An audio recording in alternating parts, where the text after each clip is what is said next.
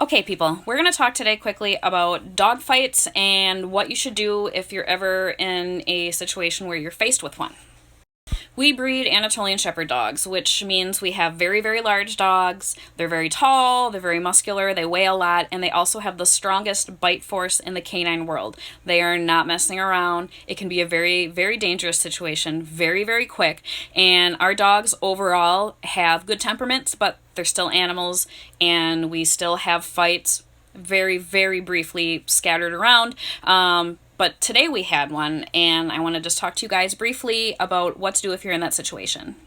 So a lot of times we learn what their triggers are, what can set them off, what can start a fight, and sometimes we just don't know. It doesn't matter how much dog behavior you know, how much studying you've done. Sometimes they just have these really subtle clues, maybe a way they shift their eyes, maybe a way that they're standing or a pose that they're taking that just tells somebody else, I'm not feeling it today, you don't want to mess with me, and someone else decides, let's go, boy. So if this happens and you're by yourself, it's most important to get them separated in any way that you can. Some people say dumping water on them, using a hose, spraying them down, whatever you have handy. In this situation, I was by myself. This is the second time that we've had a dog fight and I've been alone. So this is going to sound horrible, but it's whatever you can do to maintain your own safety as well as the dog's. So number one, never ever reach... I just dropped that. Okay, anyway, so never ever reach your hand to try to separate them. Never put your hand there because they're not thinking at that point. They're just all worked up and they're not going to try to hurt you, but you may inadvertently get hurt just because their adrenaline is flowing so much. So today I had a snow shovel handy. I was in the middle of shoveling snow. I heard the fight happen. Within 15 seconds I was there, and what I had in my hand was a snow shovel. So I took the snow shovel and I literally kept driving it in between to break their jaws off of each other.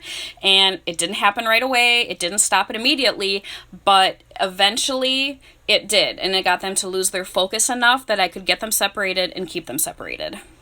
Other times, the only thing I've had handy is a 2x4. And I know that sounds horrible, but I wouldn't ever sit there and smack them in the back to try to, injure anybody or pound it into them. But it's about trying to get them separate any way that you possibly can.